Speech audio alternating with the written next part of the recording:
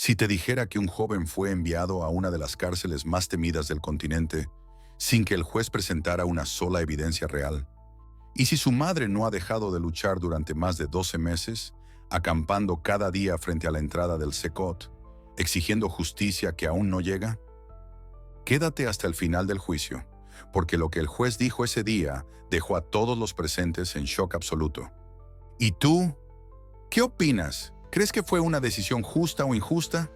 Déjanos tu opinión en los comentarios. Antes de comenzar, te invito a que te suscribas al canal, actives la campanita y dejes tu me gusta si valoras los videos que revelan la otra cara de la justicia. Esto nos ayuda a que más personas conozcan la verdad. Ahora sí, empecemos con este caso que, para muchos, representa una de las condenas más injustas de los últimos tiempos. Era una tarde gris en la ciudad, cuando la noticia comenzó a esparcirse. Un joven de apenas 19 años había sido arrestado por su supuesta participación en un asalto a mano armada. Los titulares de los medios lo pintaban como culpable desde el primer minuto. Nadie hablaba de pruebas, nadie mencionaba testigos. Solo había una versión, la policial. La policía lo detuvo frente a su casa mientras regresaba de la universidad. No llevaba armas, no tenía antecedentes, y sin embargo, fue acusado de participar en un robo violento en una zona comercial a más de 15 kilómetros de donde fue interceptado. Durante la audiencia preliminar, la fiscalía aseguró tener indicios suficientes, pero cuando el abogado defensor pidió ver las cámaras de seguridad del lugar del robo, descubrieron que el rostro del atacante no coincidía con el del joven. Y aún así, el juicio continuó. Su madre, al ver la gravedad de la situación, comenzó su lucha. Ella sabía que su hijo era inocente. Desde el primer día de detención, se presentó ante la prensa, denunció irregularidades y pidió ayuda a organizaciones de derechos humanos. Pero el sistema parecía no escucharla. La prueba estrella del caso era una llamada anónima. Una voz distorsionada que, sin pruebas ni contexto, lo señalaba como uno de los responsables. No había huellas, no había testigos presenciales que lo identificaran. No había ADN, nada, solo la palabra de un informante desconocido. Y fue entonces cuando el juez pronunció una frase que dejó helados a todos. Considero que hay elementos suficientes para pasar a juicio oral. A partir de ahí, comenzó una batalla de meses. La defensa presentó pruebas de ubicación. Su teléfono lo situaba a kilómetros del lugar del crimen en el momento del robo. Sus profesores declararon que estuvo en clase ese día. Incluso una vecina aseguró haberlo visto entrando a su casa minutos después de la hora del incidente. Pero nada parecía suficiente para frenar el proceso judicial. Su madre, desesperada, instaló una pequeña carpa frente a la entrada del Secot. Llevaba carteles, fotos de su hijo, recortes de periódicos y cartas dirigidas al presidente del país. La gente que pasaba la miraba con extrañeza, hasta que comenzaron a acercarse. ¿Y tú? ¿Qué harías si te tocara vivir una injusticia así? ¿Crees que se puede condenar a alguien solo por suposiciones? Déjanos tu opinión en los comentarios y no te vayas. Quédate hasta el final del juicio para conocer el veredicto final del juez. Mientras el juicio avanzaba, más inconsistencias comenzaban a salir a la luz. El fiscal no había presentado pruebas físicas, solo testimonios dudosos, fechas que no coincidían e interpretaciones forzadas de mensajes de texto tomados fuera de contexto. Uno de los momentos más impactantes llegó cuando se reveló que la policía había perdido o quizás extraviado el video completo de una cámara de seguridad que abarcaba la escena del robo. Solo quedaba una imagen borrosa de un joven con gorra. Ni altura, ni rasgos, ni forma de caminar coincidían con el acusado. Pero, aún así, se mantenía la acusación. ¿Tú qué opinas? ¿Crees que fue una decisión justa o injusta? Déjalo en los comentarios. Mientras tanto, la madre seguía día tras día frente a los muros del Secot, incluso bajo lluvia, incluso bajo el sol abrasador. Llevaba un cartel que decía: «Mi hijo es inocente, denme una sola prueba». Comenzó a llamar la atención de medios independientes, activistas, abogados sin fines de lucro. Su historia se viralizó en redes sociales.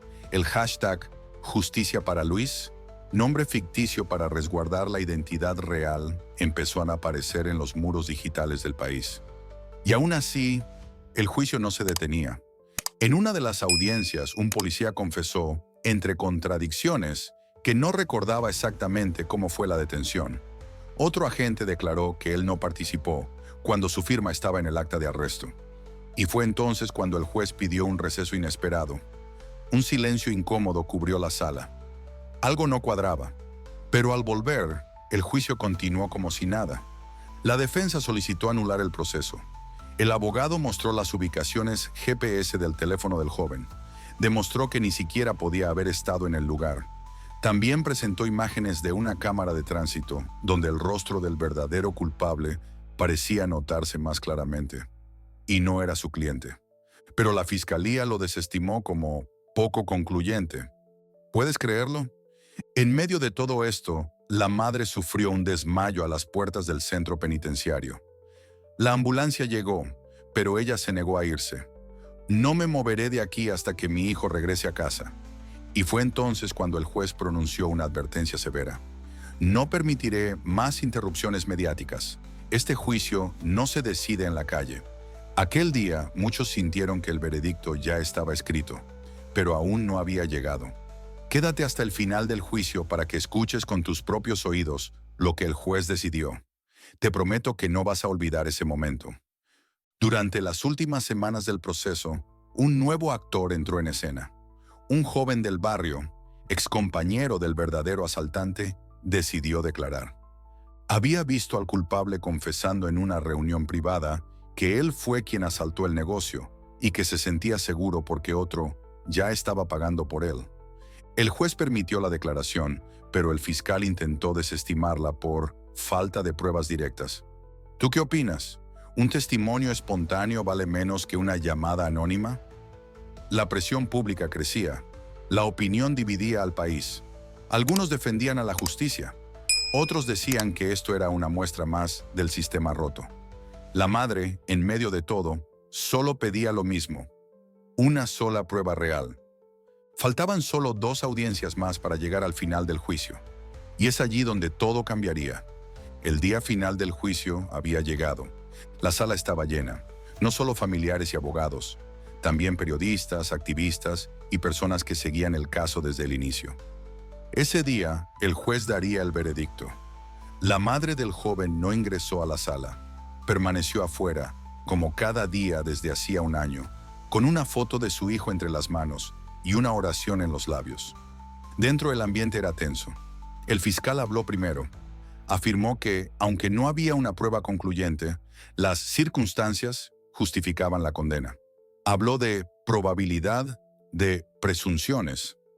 La defensa fue clara, expuso cada error, pruebas omitidas, contradicciones, datos ignorados. Mostró que no había evidencia real. El juez pidió silencio. Y fue entonces cuando pronunció la frase que dejó a todos impactados. Declaró al acusado culpable. La sala quedó inmóvil.